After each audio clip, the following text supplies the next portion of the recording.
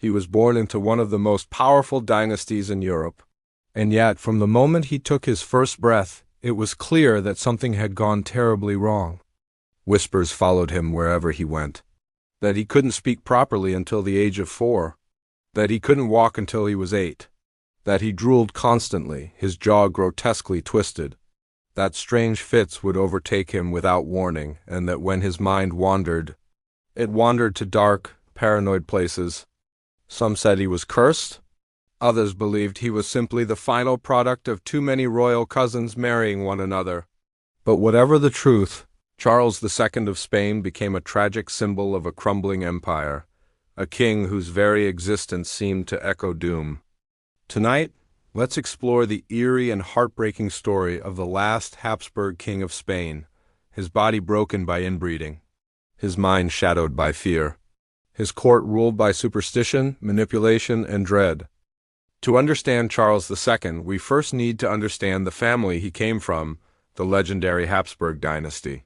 For centuries, the Habsburgs ruled over much of Europe: Spain, the Holy Roman Empire, the Netherlands, vast colonies in the Americas. But their most infamous legacy wasn't political. It was biological. The Habsburgs were obsessed with keeping their royal bloodlines pure. Cousin married cousin, uncle married niece. Generation after generation, the family tree grew not outward, but twisted inward. By the time Charles was born in 1661, the damage was irreversible. He was the product of 2 centuries of inbreeding. His parents, Philip IV of Spain and Mariana of Austria, were uncle and niece. Let that sink in. Doctors now believe Charles suffered from multiple genetic disorders. He had a famously protruding jaw, so large, so misaligned, that he couldn't chew properly. His tongue was oversized and his speech was slurred. He had trouble walking, he drooled excessively. He suffered from frequent convulsions, chronic diarrhea, and, as he grew, increasingly strange behavior. He couldn't read until he was nearly a teenager. He needed constant care and supervision, and yet he was heir to a global empire. When Charles became king in 1665, he was just 4 years old. For the first part of his reign, power was held by his mother, Queen Mariana, acting as regent. Even when he reached adulthood, Charles remained more a figurehead than a ruler. Ministers and nobles competed for control of his court, often manipulating the king like a pawn. And all the while, strange rituals and superstitions filled the palace. You see, many in Spain believed Charles's condition wasn't medical, but supernatural. Rumors spread that he was bewitched, that dark forces had cursed his bloodline. Exorcists were brought in, holy relics were placed in his chambers. One time, monks were ordered to chant beside his bed for days on end, hoping to cure him. The most disturbing part? Charles believed it. As his mental health declined, he grew increasingly obsessed with black magic, demons, and betrayal. As Charles aged, his mind seemed to deteriorate even faster than his body. He grew suspicious, not just of his enemies, but of his closest advisors, his own family, even his wives. He married twice. His first wife, Marie-Louise of Orleans, was young and kind, but the marriage was plagued by tragedy. Charles couldn't produce an heir. He seemed more interested in his strange rituals and odd habits than in royal duties. Marie-Louise died suddenly at just 26 years old. Poison was rumored. Charles was devastated, or at least deeply shaken. His second wife, Maria Anna of Neuburg, was more politically active, and just as entangled in the bizarre atmosphere of court. She encouraged Charles's obsession with curses and conspiracies, blaming his infertility on witchcraft. Charles became fixated on the idea that someone had cursed him to end the Habsburg line. He ordered secret investigations. Clergy examined his body for signs of enchantment. And yet no heir ever came. By the 1690s, Charles's paranoia had consumed him. He fired ministers for imagined betrayals. He accused relatives of plotting his death. He even had his own nephew executed, a young noble named Don Juan José of Austria the Younger, fearing he was trying to usurp the throne. Whether the threat was real or not didn't seem to matter anymore. While Charles deteriorated both in mind and body, the once mighty Spanish Empire was quietly falling apart around him. Decades earlier, Spain had been the most powerful nation in Europe. It had vast colonies, boundless silver from the Americas, and influence that stretched across the seas. But by the late 1600s, the cracks in the empire had widened into deep and dangerous fractures. Economically, Spain was collapsing under its own weight. The endless wars fought by previous kings had drained its treasury dry. Fields lay abandoned, trade slowed, inflation soared. And the royal court, caught in luxury and superstition, seemed blind to the suffering of ordinary people. Politically, the government was paralyzed. Ministers came and went in rapid succession, many of them puppets, chosen not for ability, but for loyalty to whatever faction happened to whisper into the king's ear that month.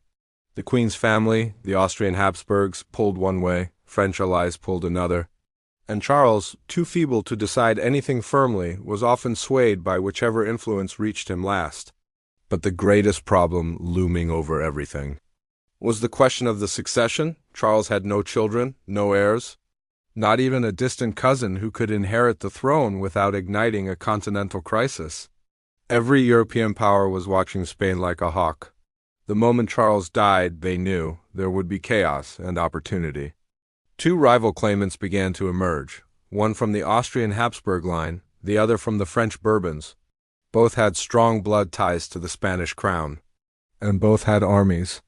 Spain itself was caught in the middle. Factions at court formed behind each candidate. Tensions escalated. Secret promises were made, treaties were signed and broken, all while Charles continued to waste away in the royal palace, drifting further into fear and fantasy. In his final years, Charles became almost ghost-like, a hollow figure walking through a court that barely functioned. He ate little, spoke less, and often stared into space for hours. Yet he remained obsessed with the idea that someone or something had cursed him, bewitched him into weakness. Instead of turning to doctors or advisors, he clung to exorcists and miracle workers.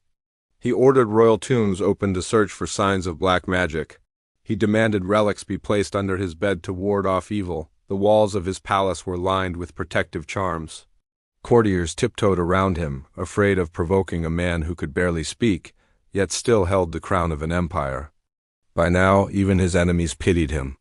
Diplomats described the king as a walking corpse, an animated shadow, and more dead than alive. But the decisions he made in these final months would determine the fate of Europe. And he had one decision left to make. In the autumn of 1700, Charles knew his end was near.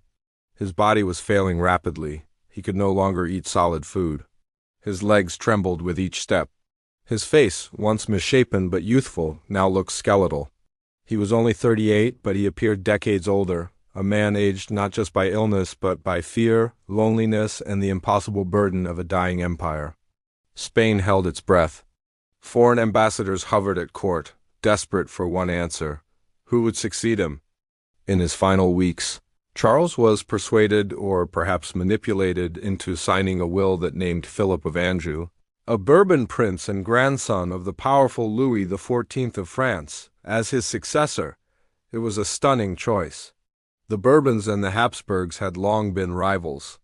Giving the throne to a Bourbon meant the French and Spanish crowns might one day unite, a terrifying possibility for the rest of Europe. But Charles believed this would keep Spain together. Perhaps he hoped France's strength would preserve his crumbling legacy. Perhaps he simply didn't trust his Austrian relatives, who had tried for years to control him from afar. Perhaps at the very end he was simply too tired to care. On November 1st, 1700, Charles II of Spain died, quietly, without fanfare. Surrounded not by glory but by hushed voices and drawn curtains. He was laid to rest in the royal crypt beneath El Escorial, the vast and somber monastery palace of Spanish kings. An autopsy followed. What the doctors found was shocking. His body, they wrote, was riddled with decay. His heart was the size of a peppercorn. His brain was full of water. He had only one shriveled testicle. His digestive system was diseased and disfigured. Even his blood, they noted, seemed pale and thin. It was as if his body had carried from birth the slow poison of his dynasty's decisions, the legacy of centuries of intermarriage, of isolation, of rulers who believed bloodline mattered more than health, more than nature, more than survival. Charles's death didn't bring peace. It brought war. The War of the Spanish Succession erupted almost immediately. France and Austria clashed. Britain and the Dutch joined in. The continent burned with battle over who had the right to wear a crown that had belonged to a man barely able to stand. Millions would die. Kingdoms would rise and fall. And the Spanish Empire, already weak under Charles, would never fully recover. Charles II of Spain is often remembered for what he lacked: intelligence, beauty, heirs. But perhaps it's more honest to remember him for what he endured. He was born into a body that failed him, into a role that overwhelmed him, into a family that had, quite literally, collapsed under the weight of its own ambition. His paranoia, his cruelty, and his strange behavior weren't simply the product of madness. They were the results of centuries of isolation, control, and genetic manipulation. In a way, Charles wasn't just the last Habsburg king of Spain. He was a human symbol of empire in decline, one final, tragic chapter before the curtain fell. Thank you for spending this quiet journey through one of history's strangest royal lives.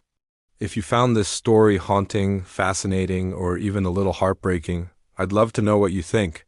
Please consider liking this video, subscribing for more calming and curious history stories, and leaving a comment about who or what you'd like to explore next. And if you're listening in the dark, winding down from a long day, I hope this story helped carry you somewhere far, far away. Until next time, sleep well, stay curious, and never stop wondering about the shadows of the past.